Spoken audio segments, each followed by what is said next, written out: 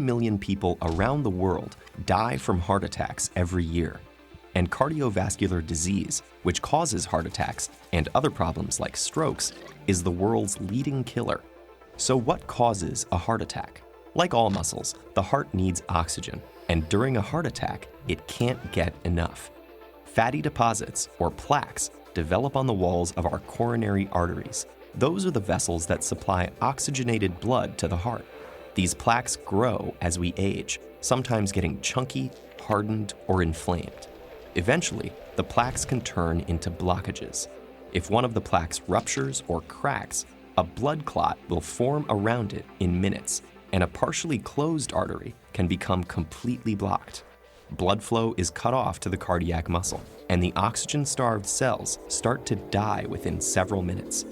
This is a myocardial infarction, or heart attack. Things can rapidly deteriorate in the absence of treatment.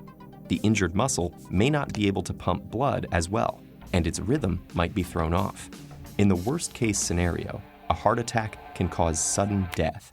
And how do you know that someone is having a heart attack? The most common symptom is chest pain caused by the oxygen-deprived heart muscle.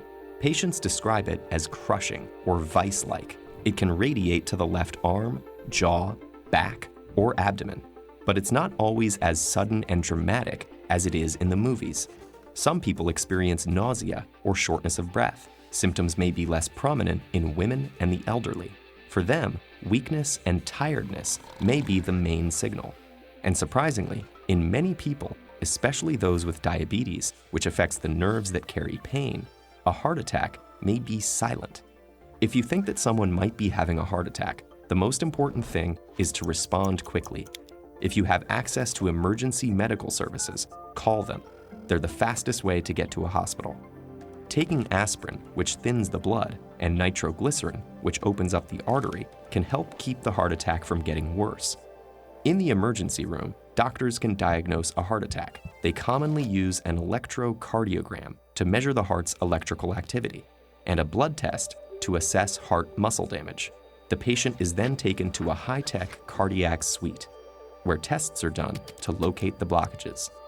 Cardiologists can reopen the blocked artery by inflating it with a balloon in a procedure called an angioplasty.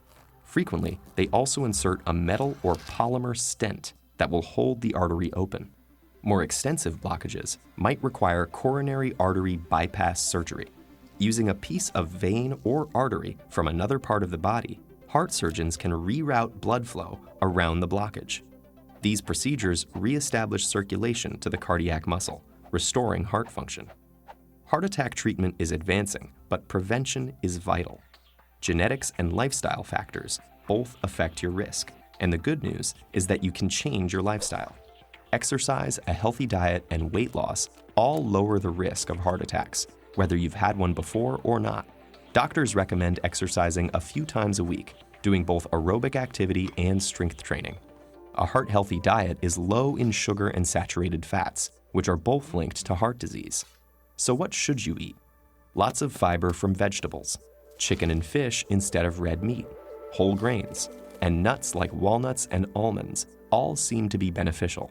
A good diet and exercise plan can also keep your weight in a healthy range, which will lower your heart attack risk as well. And of course, medications can also help prevent heart attacks.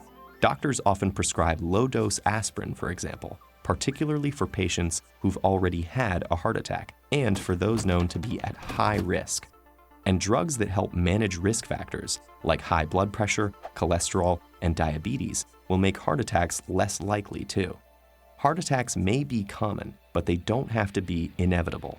A healthy diet, avoiding tobacco use, staying fit, and enjoying plenty of sleep and lots of laughter all go a long way in making sure your body's most important muscle keeps on beating.